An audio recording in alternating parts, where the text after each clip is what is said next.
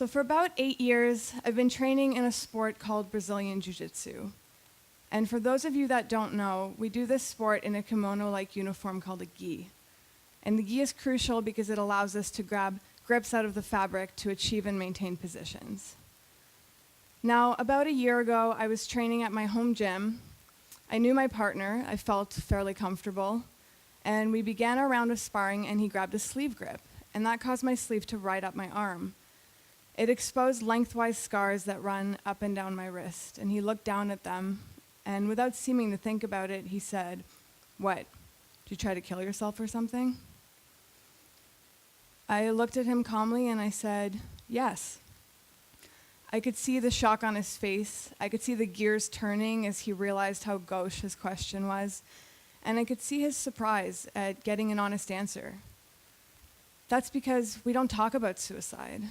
We don't talk about mental illness.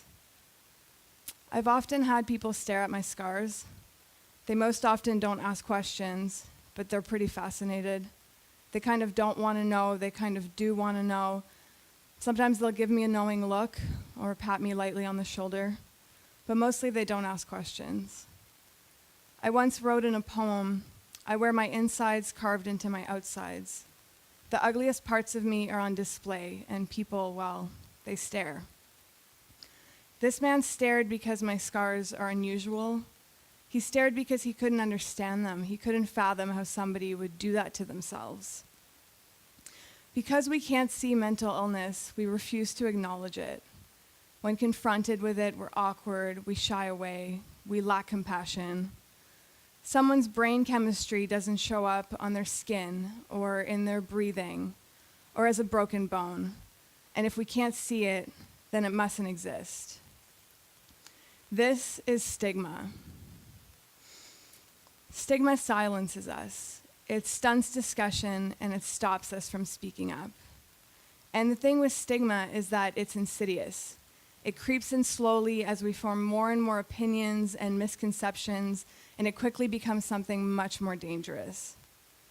Stigma comes from two things. It comes from shame and it comes from guilt. And shame comes from the judgment placed on us by others, while guilt builds internally as we judge ourselves for what we perceive as shortcomings. But let's back up for a second. Let me ask you a simple question. How are you? Think about that for a moment. How many times a day are you asked this question? Questions are how we request information from the world. In social contexts, they're how we request information from each other. So think about that again. How are you? How many times in your daily routine are you confronted with this question? And how do you answer each time? We're constantly giving automatic, perfunctory replies assuring people that we're fine and good. But what are we accomplishing with this? Is there a true exchange of meaningful information there? We're essentially lying to each other. We're failing to share the full truth of what we're experiencing, and we're failing to share the full truth of what we're feeling. Because we've developed these social standards and boundaries around what's acceptable, what makes us overbearing or rude or awkward. And when it comes to mental health awareness, these social boundaries and standards are obstacles to overcome. Research has shown that talking about suicide openly, candidly, and out loud greatly reduces the chances of somebody with suicidal thoughts going through with an attempt. So what can we do? How do we change the norm? How do we address this stigma?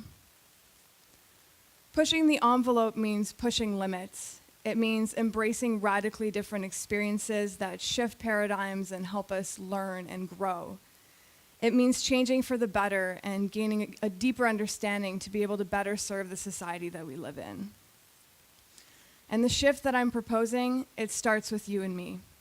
It starts with everybody in this room. Each person in this room choosing to push the envelope of those social boundaries and of what's acceptable. And that's really the most powerful way to make headway when it comes to combating stigma and when it comes to mental health awareness. The last time that I tried to kill myself, I needed 14 stitches. The time before that, I was in a coma for days. I tell people that I didn't attend graduate school after my BA because I was sick. I tell them that I didn't start my career until my 30s because of medical issues. And while this is true, omitting the fact that these concerns were psychiatric avoids judgment. I once worked with a woman who said of her ex-husband, "He spent 2 weeks in the psych ward. He's a total psycho." Now, spending 2 weeks in the critical care unit for a traumatic brain injury would never qualify you as such. That's because we don't give mental health patients the benefit of the doubt or the same respect. If I told someone that I didn't attend grad school because of a traumatic injury that required rehab, they would feel for me. They would ask how it happened, ask about my recovery, imagine the pain, the discouragement, all of the effort that went into that.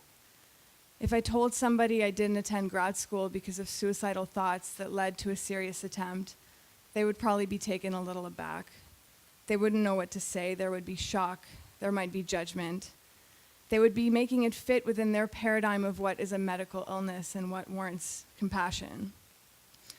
And so in many contexts, I avoid conversations about that part of my life. I know that a nondescript physical health issue is likely to bring sympathy and a modicum of understanding, while a mental health concern would be much harder to understand. This is one place where I need to continue to step up and face my fear of stigma and make strides towards mental health awareness. That is the paradigm to shift. We need to make suicide and mental illness appropriate topics of conversation to broach in standard conversation. There may be a caveat to this. There can be nuances to when it is effective to share these things, but what I'm aiming to change is that idea of appropriate versus inappropriate. Honesty, candidness, and true human emotion are always appropriate. If someone asks you how you are and you respond that you're dealing with severe anxiety, perhaps that can't be addressed in a 3-floor elevator ride, but it's still not inappropriate to give that honest answer. What needs to change is the reaction to it. If you answered that you were dealing with anxiety, the person might be taken aback a bit. They might think you're oversharing or being awkward. And that's because of one simple fact. Mental health and physical health are treated very differently. Think about it. If you were asked the same question and you answered you had a bit of a cold, that would be a perfectly commonplace answer. So let's try something else. How was your summer?